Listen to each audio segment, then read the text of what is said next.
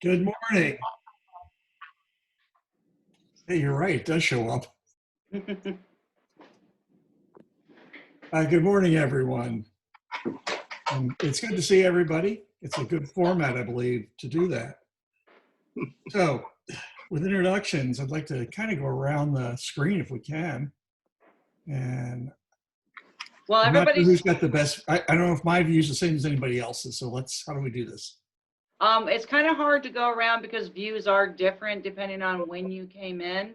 How about calling people one by one to introduce themselves or wave? Well, our names are on the screens. Well, not all are. Some don't have names on them right now. Okay. Well, how about we start with Kelly McGee, I'm here. Chris Hendricks, Hello. Yeah, I'm here. Kathy Hill, Here. Gregory Wilson, Here. Stu Glass, Here.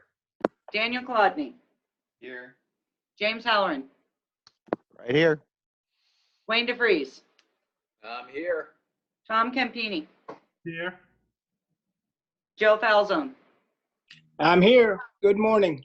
Good morning. And the phone all. you're seeing on your screen is actually Kelly. So that is it that has logged on so far. Okay, and we're expecting Commissioner Fielding. He asked for the information. I think you can go ahead and start, and he can join us if and when he chooses. Okay. Well, thank you everyone for joining us. It's an interesting way to have a meeting, and it's good to see everybody actually. So any meeting or agenda revisions? Anyone? None being heard. Let's move on to the next one. Can I have a motion to approve the minutes from last meeting? So So moved. moved. Second. How about you guys, I'm gonna interrupt for 1 second. I should have said this before. How about you announce who you are when you're making a motion in a second? So we make sure, because we're watching faces, so it's kind of hard to tell. Yeah, Penny made the motion. Okay, Chris Hendricks seconded. thank you. Any discussion? All in favor? Aye. Aye. Hi.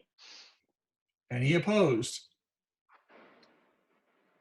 None being heard, minutes are approved. Okay, any public comment? None being heard. Let's move on to new business. Or actually, we have a slightly different agenda. Dwayne, let's do old business first, financial plan. If you remembered our last meeting, I sent you all a table of contents. Thanks, for the few of you who commented.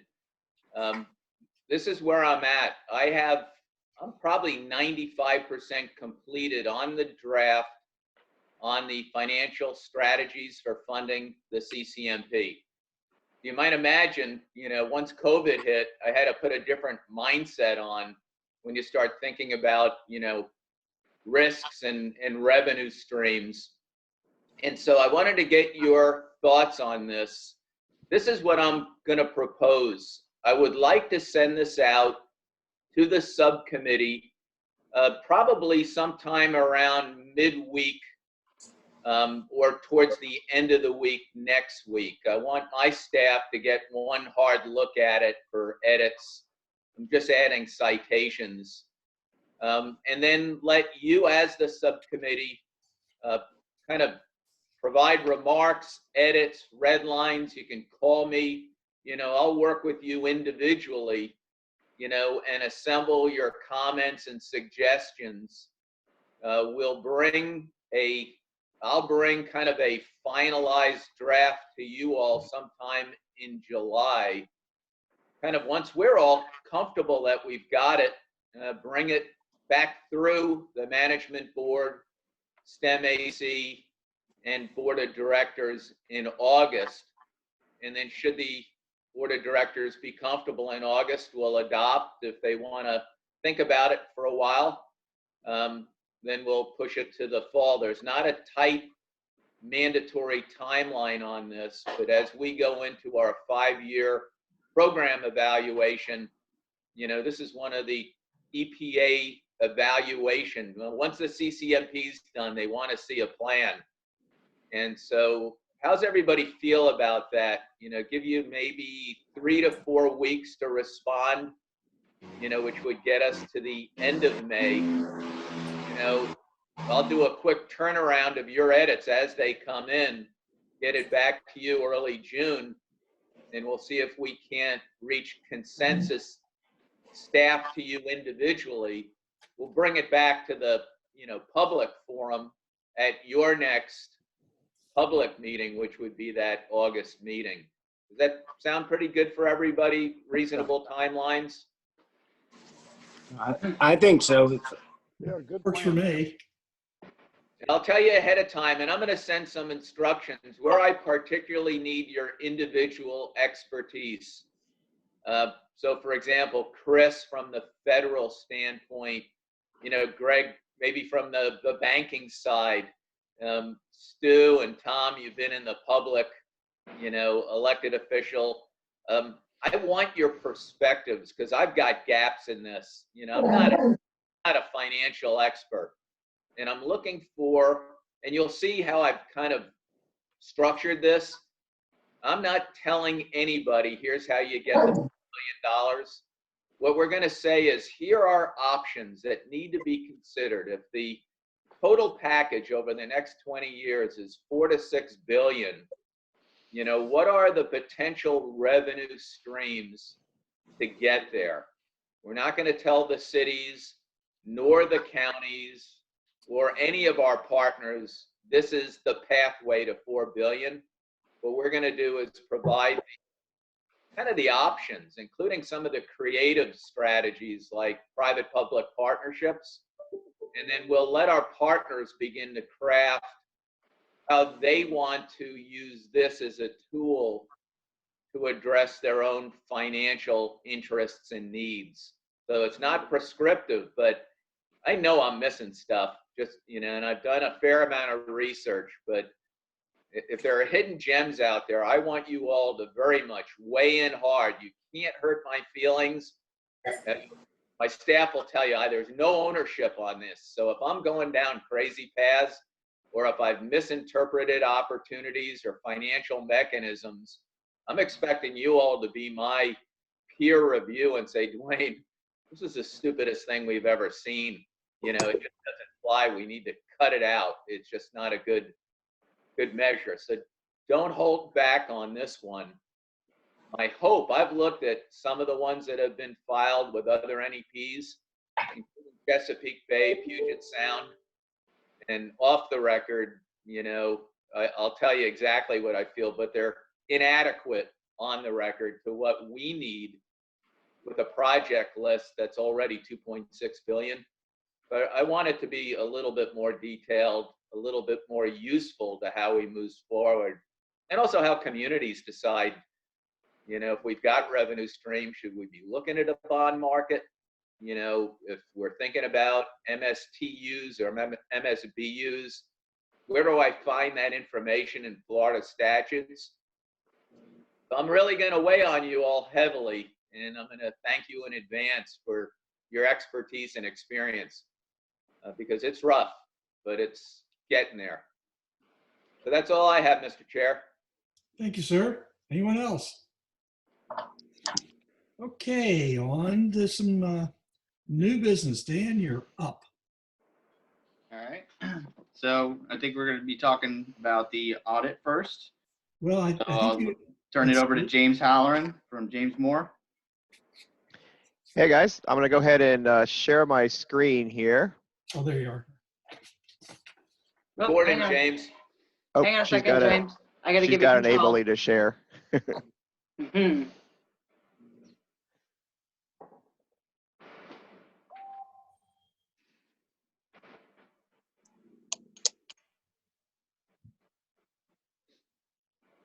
What I'm gonna do is I'm gonna walk through the PowerPoint I typically give the council, and then we can take questions as we go through and dive into more detail, however you guys much you want to go into it. Okay, you should be good to go now, James. Okay.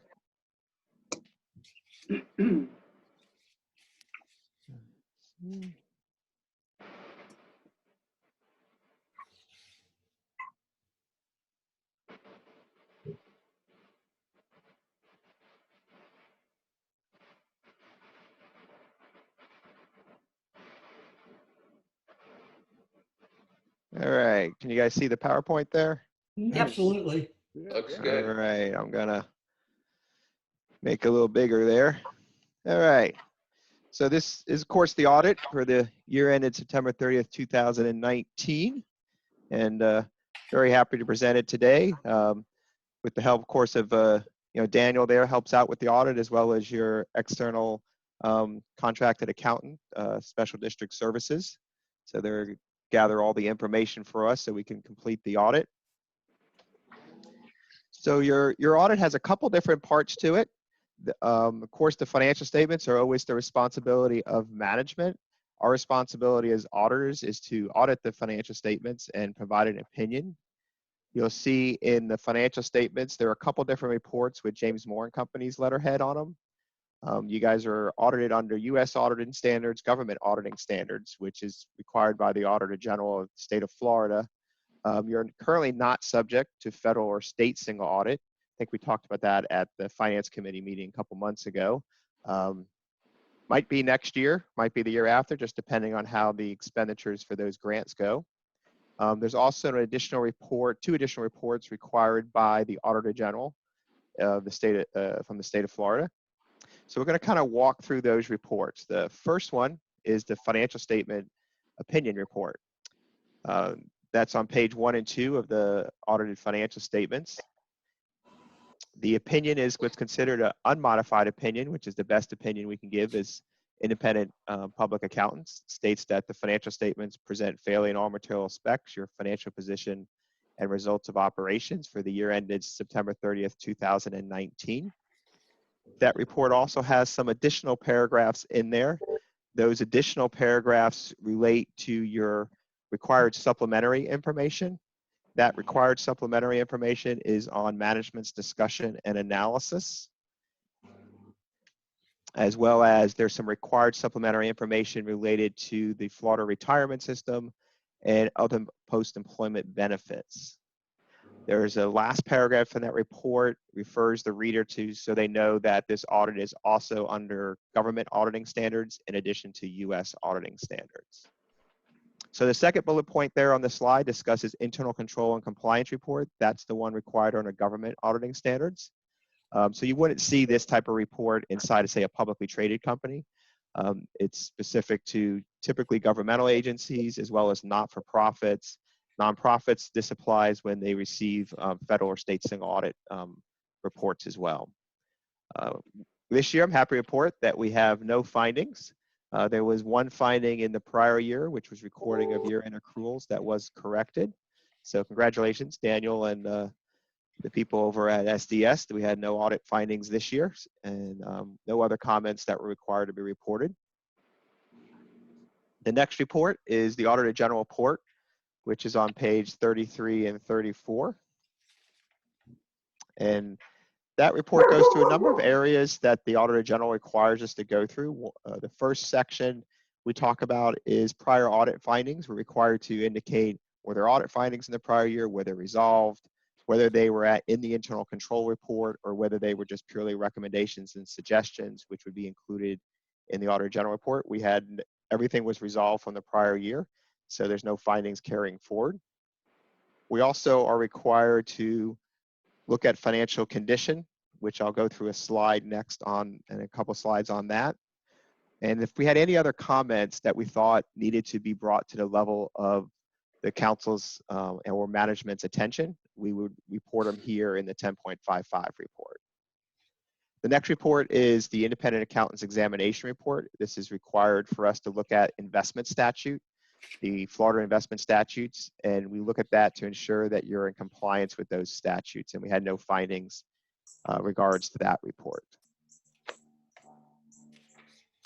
So as I mentioned, financial health, financial condition assessment is another part of our report that we look at. And when we look at that, they give us, the Auditor General gives us some guidance on that, provides us a template to utilize. And what we do is we compare each entity. So for you guys, we compare you over 5 years and then compare you as well to comparable entities. So for you, it's the other districts, councils similar to you in Florida that we compare you to, as well as the past 5 years. So there could be a total of up to close to 30 financial indicators. The ones that are applicable to you guys, there's 14 that are applicable to you guys. And of those, 12 are favorable, 1 is unfavorable, and 1 is inconclusive. So what that tells me is you guys are doing very well from that side. We'll go through that in a little bit, kind of where your general fund, unassigned fund balance is.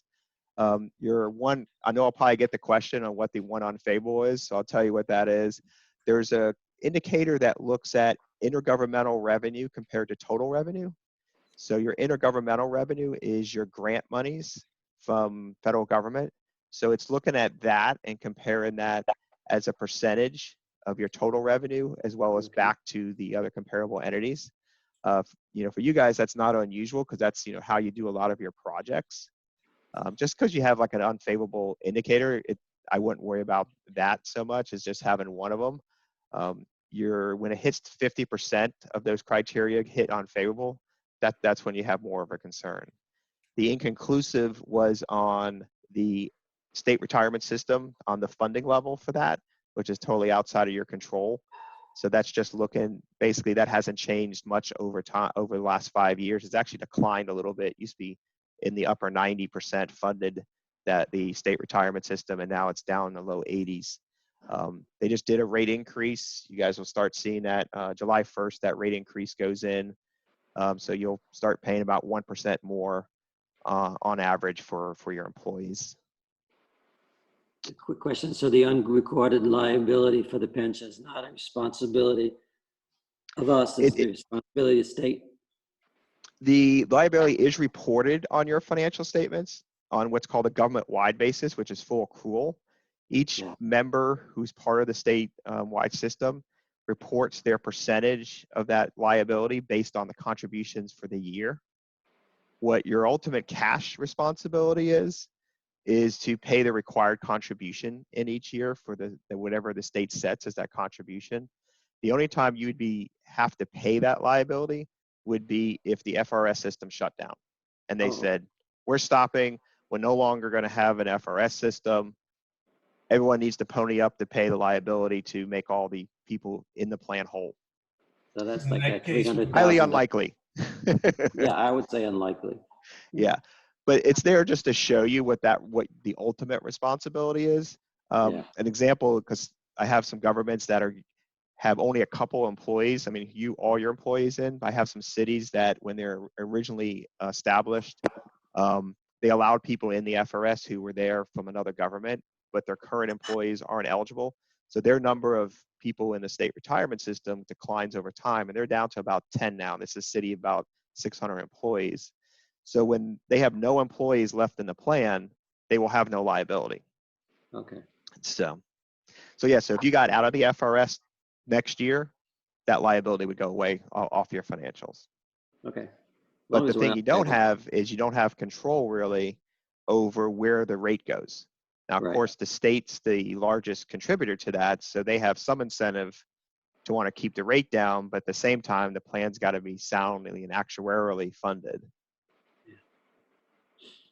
Which, you know, with the investment market today, who knows what that's going to look like, right? Yeah.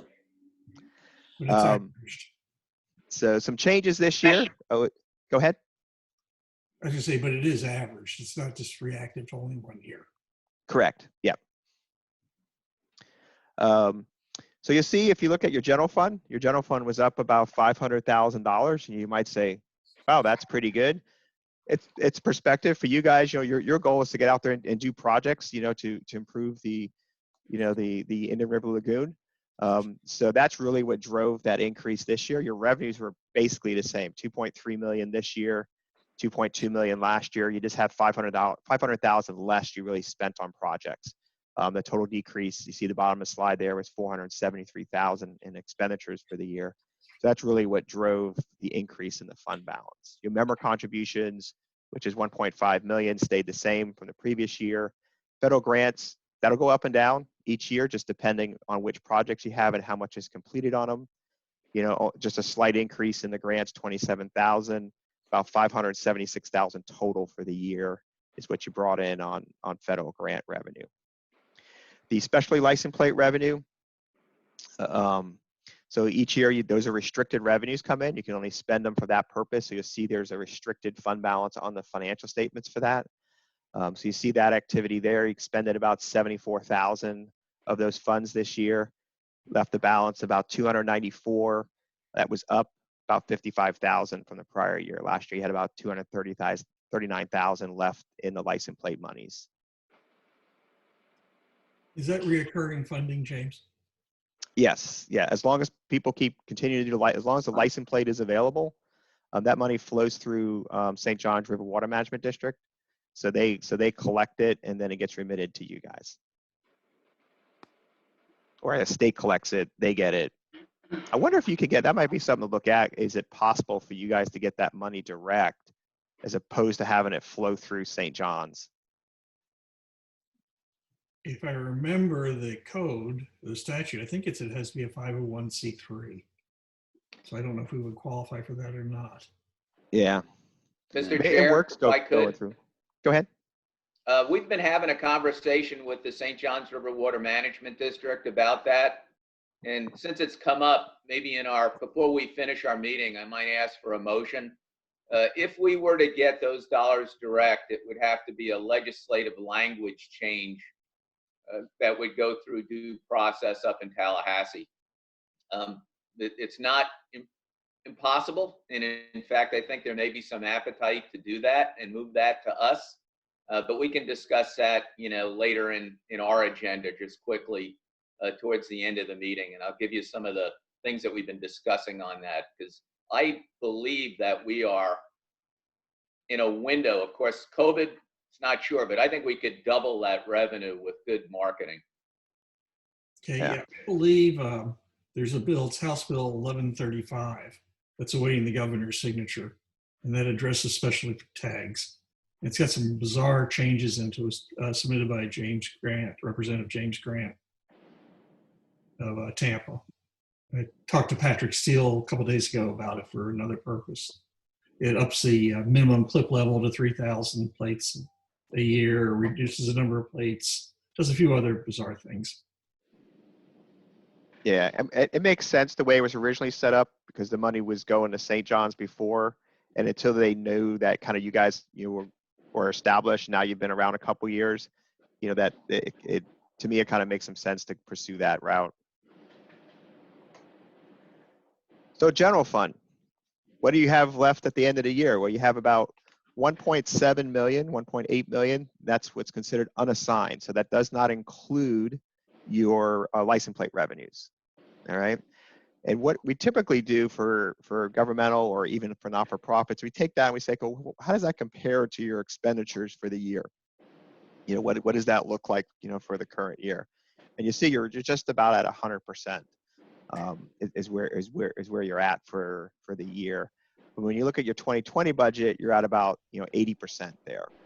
So probably one thing that's maybe in the plan that Dr. DeFrays was talking about, was what's kind of your rainy day fund? What do you want to have as your fund balance policy for unassigned? Typically, what I would suggest is kind of look at that. You have with your funds that are based on grants and projects. I've had some entities exclude that type of activity when trying to figure out how much of our expenditures do we really need to operate for 1 year. So typically smaller entities will have a higher percentage or higher number of months. Government Finance Officers Association recommends a minimum of 2 months. For smaller entities, what I typically see is closer to around that 6 months mark. As we've been talking about COVID today, you can see kind of how that can affect a lot of stuff. For you guys, I'd focus maybe in on, okay, what's our fixed cost to run the organization, regardless of how much grant activity we may have going through for a year. So that might be a way to kind of start thinking about it, to kind of feel what your guys' comfort level is of how much of that you want to have covered. But overall, I mean, right now you're in good shape. That money also gives you the ability, having that fund balance that high. If you have an opportunity where you need a match for a federal grant, this gives you that ability that you have funds already set aside, that you have the cash to match it, which is something that some entities have a difficulty with, early on. Is there's some grants out there, but sometimes the federal grant may say, hey, we'll do this, but we're only going to fund 75%, or we're only going to fund 50%. you need to come up with the other money. You may be able to get the state or water management district to help with another portion of the match, but a lot of times the entity itself needs to have some match money to make it all work. So you're definitely in a good position. As we were talking about earlier, OPEB, other post-employment benefits, is related to retiree health insurance. You don't provide the health insurance, but state statute says that if you're in a defined benefit type pension plan and you guys are in the FRS, any employee who leaves the district has the ability to stay on the district's health insurance, and then that cost would be the average cost back to the council. So if you think about it, if you were going to go out and get health insurance when you retire from an entity, that cost would be an age-based premium. What the statute says is you can't charge an age-based premium. You need to charge whatever your average cost is for your employee health insurance. So there's an implicit rate subsidy in there because that individual is going to be able to receive insurance at a lower rate, even if they're paying the full cash costs back to the council. You guys do your insurance through Brevard County, so you guys go in through their pool through Brevard County. So with that, we're required to record that as a other post-employment benefit liability. Not a lot of money, so $4,280 increase from about $2,000 increase from last year. We already were talking about the state retirement system. So your state retirement system liability, then there's two parts of the state retirement system. There's the regular defined benefit contribution and retirement that you think about that would happen. There's also a health insurance subsidy portion of state retirement. So depending on your years of service in the state retirement system, you get a monthly stipend that can be utilized by that retiree for health insurance. So it's made up of two components. And right now that liability is $368,704, increased up from about $77,000. That increase is partly due to however the market goes. There's also actuarial as they update the mortality tables or life expectancy tables, depending if you're a positive or negative person. Everyone keeps living longer, which is a good thing. So, but what that does is that drives up the cost and also the potential liability out in the future for that plan. As I mentioned before, that your rate will go up this July 1st based on the new rates set by the state. And there's some schedules that's in required supplementary information if you want to see like a history of the years you guys have been in the plan. There's some tables back there in that section. So that's all I have, but always happy. We can take questions. I can bring up the financials and kind of go a little bit more in detail in there and any parts if you guys want to do that. Or if you guys want to just ask questions, we can do that as well. Okay, what is the pleasure of the board? I just wanted to comment. The only thing I found encouraging to me, since I am a government auditor per se, was the fact that internal controls were in place, no material findings, and I find that as a big win-win, just as important as the financial statements. And just comment on our good accountants. You did a great job. Anyone else? Mr. Chair, it's Dwayne. Just wanted to thank James and Dan in particular. I watched the process along with SDS. It was really smooth and everybody worked hard, so thanks very much. But James, I do have a question. What's your anticipation looking forward? Do you think COVID-19 kind of changes any of the perspectives going forward from audit? Especially as it relates to risk and, some of those areas that you talked, because, we talked a little bit about reserves at our last meeting. And I was just wondering what your gut's telling you, watching where we are now. Do you think some of that, discussion about, what's an appropriate, reserve, do you think that's going to change? I think that people's policies should be the same. Everyone should be planning for those unexpected events, whether this event being COVID or when we had a hurricane or when you just have an economic downturn. It's just what causes that economic downturn, for governmental entities. From an audit side, what we're looking at as effects is okay, well, previously everyone was in their office. So was there changes, or did there have to be changes to internal controls that were made because now everyone's working remote? And are the same controls in place? So are you able to document some of the items that you had controls? You might have physically signed off on something in paper before. Well, now that can't be done. So how are you ensuring that there's an approval and documentation of that approval? So those are some of the things that we're thinking about from an audit perspective, depending on the client. You know, some clients were already, fully electronic on their purchasing, on their payroll. So that really didn't change. Other ones were kind of a mix between paper and electronic. So that's what some of the, we have to look at going forward for our audits for this coming year, is what controls were changed. Did they need to change controls? If they didn't change controls, then how are we assured that there were the proper approvals for transactions? So that's some of the stuff we're looking at.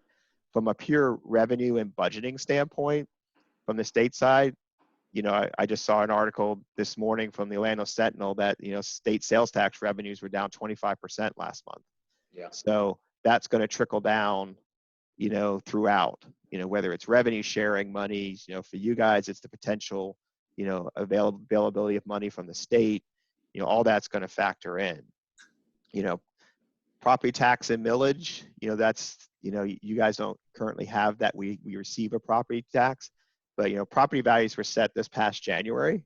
What's going to be hard for governments is when they're setting that millage rate. The property values were high, but then they're going to have a lot of pressure to drive down that millage rate.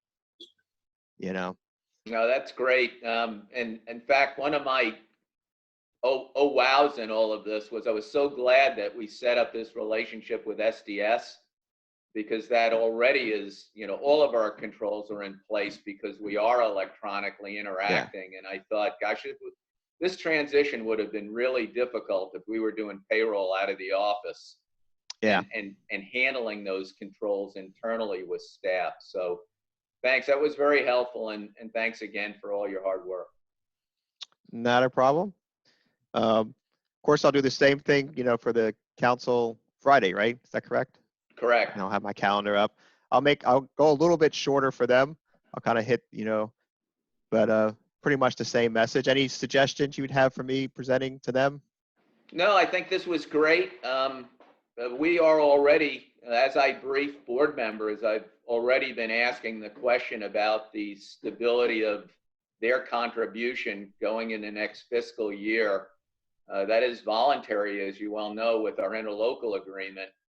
And we've requested that should there be any difficulties or concerns about any of our partners meeting their obligation under the interlocal, that we would hear as soon as possible, preferably before our August board meetings, so we could make the appropriate, response. There's a lot of policy requirements with our federal dollars, one-to-one match. Dan just got our next year's work plan submitted. And if we wind up in a revenue shortfall because of the inability of one of our interlocal partners to pay, we're going to be in an emergency rebudgeting mode. And so, we've already taken the steps to kind of address everything, including worst case scenario. We're kind of hoping it doesn't hit, although I suspect 21-22, it's going to be the second fiscal year that we may actually see the real bite of this within the municipalities. But we'll keep everybody on our end posted. And should there be and there's some chance there may be a stimulus package for infrastructure, could immediately trigger us into that single audit on the federal side. We will let you know immediately should that revenue surprise us on the plus side. Okay. Right now, the consideration, which we'll see if it happens, could be as much as 10 million each for the NEPs. Wow. Nice. It's been submitted, but I don't think it's going to happen. But we're in the game at least, so we have put ourselves on the front line of responding to Congress's wishes. Yeah, well, sometimes, in government, the more time they hear about you, sometimes you don't get it on the first ask, and sometimes it takes multiple asks. I don't think No. there's going to be too many more stimuluses, and this fourth one I think may crash and burn just because the federal government's out $2 trillion already. But we didn't want to let that move forward without letting them know that we had a national framework to deliver those dollars locally should they decide to support water infrastructure. But Nice. if that happened, we'll have to get back to you immediately because then we'll have to start talking about single audit, correct? Yes, yeah. Once you hit 750,000 in grant expenditures in the year, then you're Okay, there. great. But wouldn't the grant expenditures be through the local governments? They're the ones that receive them, flowing through the state or flowing to the federal government directly. That really wouldn't affect us that much.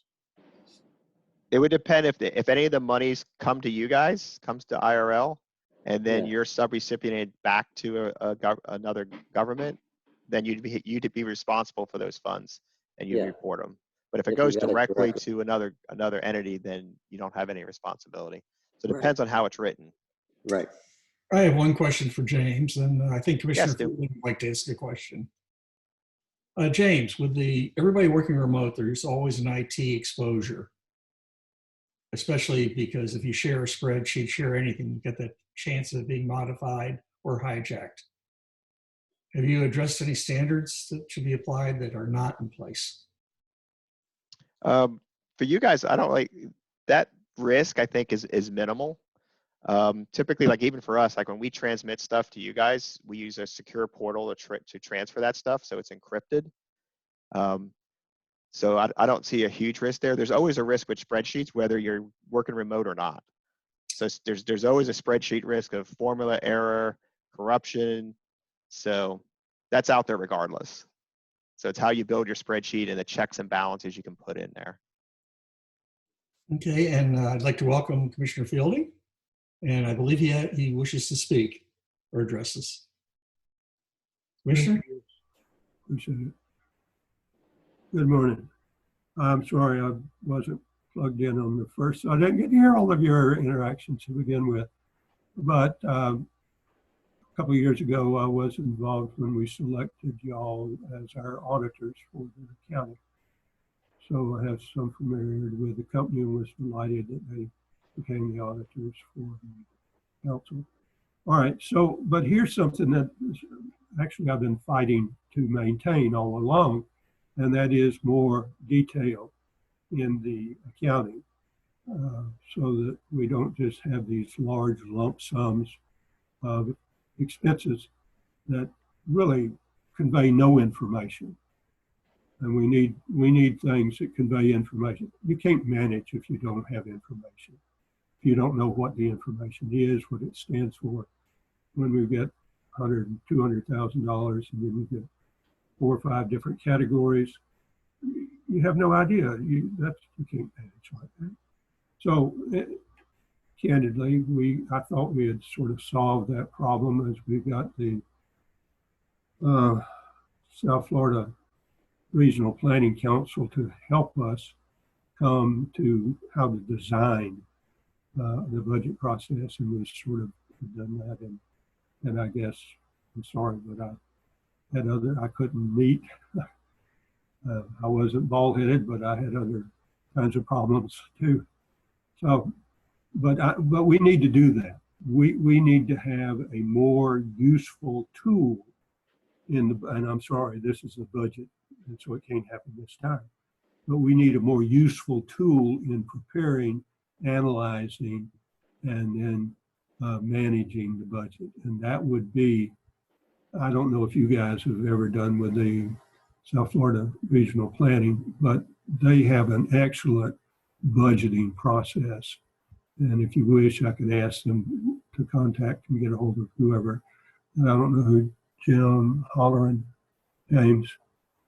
Would you be the one? How would we do that?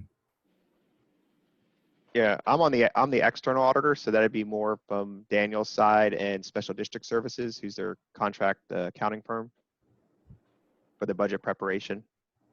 Yeah. And Ed, let me jump in. This is Dwayne. Thanks for joining us. Great to see you. We have addressed In fact, we had large conversations with Treasure Coast Regional Planning Council under our previous chief operating officer. A lot of those changes happened then. Dan Kolodny, our current COO, has made those detailed changes, within the internal details of our financial planning, which is in the support documents, both to the board and in fact, the support documents to this subcommittee. We're willing to modify documents any way, the board directs us to do so. But, I would suggest you take a look at what Dan's done on cash flows and details. When we come to these resolutions that you will all be looking at, that roll-up structure was preset at the creation of the IRL Council. And we've just stayed with those roll-up resolution support docs. Dan provides details to those roll-ups. So yeah, we're willing to respond to whatever this subcommittee and of course the board of directors wants on that. But I believe we have addressed most of your early concerns with our full detail spreadsheets. But if not, we're happy to do so. Thank you. And actually, those early roll-ups were projections that I used because we had no idea how much our expenses were going to be. And we wanted to be able to at least cover our expenses. So we built in a lot of maneuvering room. So yeah, I'm aware of the early roll-ups. I did them. So yeah. My concern about, I see Dan has, yes, okay, in this cash flow that I have now, it breaks it down. My concern is that as we prepare a budget, and like I say, this is too late because it's already got to do it now. But as we prepare a budget, that we go by item, that we explain, okay, here's what this budget item does. And then if we're changing it, here's what the change is, and here's what the change does. And that will allow the budgeting process to be more interactive rather than just being passive. Everybody just sitting back and just sort of watch it. But if we knew more about what the budget actually accomplished in where we have, well,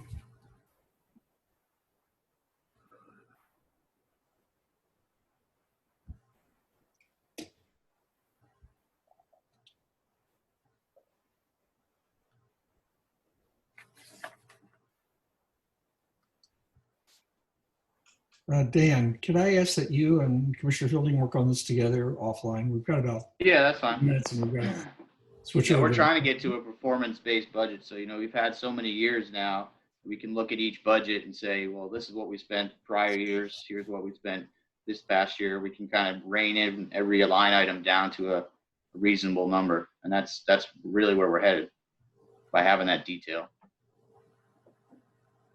well, and I think that is extremely useful for any of those of us who don't have the day-to-day hand on, because it's not at the top of our head and we don't have the comparisons. But if we then have this information, that would allow us to make some of these comparisons, then we actually can participate in a budget process rather than just be observers. Thank you, sir. Sure. Thank you. Any other comments? Then we need to move on to, actually, we're going to move on to the budget, I believe. Or at least the budget amendments. Dan, you want to do that briefly? Sure. So the first budget resolution that you guys are looking at is the 2020-02. That brings in the audit's general fund balance of $2,066,966 into that budget. I went through all the detail, and you have listed every project that carried forward at the end of fiscal year 18-19. Have that entire amount, and that raised our total other expenditures up to $3,707,131 for total expenditures of $4,311,339. If all those expenditures, including unplanned contingency reserve, which is built into that detail of the other expenditures, our total balance at the end of the year would be 5,627. So, when you look at that 5,627, that is not our total unencumbered reserve. That's only if it is spent under that fiscal year. So we would actually bring forward, right now in this current year, we have 69,548 untouched, and you can see that in your quarterly cash flow. So that would probably come forward into another budget amendment, but we can't touch that until the end of this fiscal year. So all this budget amendment does is reconcile the fund balance from the audit, and that's really all there is for this one. I would like to compliment the great level of detail that's actually readable. So thank you very much for the list of projects and the clarity of that. Any other comments, please? I can't imagine Chris does not have a comment. No, I fully understand what he did. Okay, and what action are we being requested to do? Commissioner Fielding had his hand Oh, up. I'm sorry, go ahead, sir. Oh, yes, please. And thanks, Dan. And what I would hope we could shoot for, because of the uncertainty of money sources and things, is actually plan for a surplus so that we have a surplus fund that might be used in case there's something that comes up that we really want to do, or in case something comes up and people don't do what they're supposed to do, whatever is the situation, so that we do have, that we're building up some kind of a protection, some kind of a surplus. Yeah, we've been talking about that quite a bit, with the whole COVID issue. And, I've done projections on the reserve that we have in this fiscal year and what we would be bringing forward from projects that are unencumbered or under budget. And that's in the next budget resolution you'll see. So, I projected that, without including restricted license plate, which also has a pretty hefty balance, we would have close to almost 200,000, be 193,394 that's totally unassigned in reserve for next year. So if we fall out totally of revenue, all our funding partners can't come through, at least we would have something to work with the feds on with that match that we were talking with earlier. Thank you, sir. Okay, Kelly, did you wish to speak? No, sorry, I'm just messing with the with the options. Okay, entertain a motion to recommend to the board that we adopt. Greg Wilson, So so moved. moved. And a second, please. Second, And the second was made by. Kelly McGee. Okay, got that. Good. Yes, I do. Thank you. Okay, any other comments? All in favor, please signify by saying aye. Aye. Aye. Aye. I vote aye. All those opposed? None being heard, we will make that recommendation. And Dan, you have the last item, and we have a very short period of time to do that. Okay, so last resolution is a final adopted budget for fiscal year 2021. And all I did here was bring in the fund balance end of year from the previous resolution, and identified a couple of projects that you see in the detail there. The under budget for the West Wabasso Septic to Sewer Phase 2, and the City of Fellsmere micro basin was withdrawn. So that was $118,219.25 that we are bringing forward into this budget to use towards fully fund the Sewell's Point project, and the remaining $29,922 goes into reserves, bringing the 2021 reserves up to $88,876.56.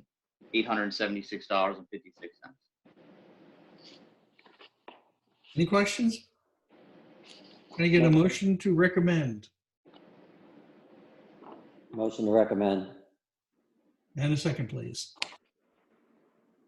Anyone? Second. Greg Wilson. Chris Hendricks made the motion. And I need a second from someone. Greg Wilson. Okay, thank you. So with that, all that being heard, any additional comments, please?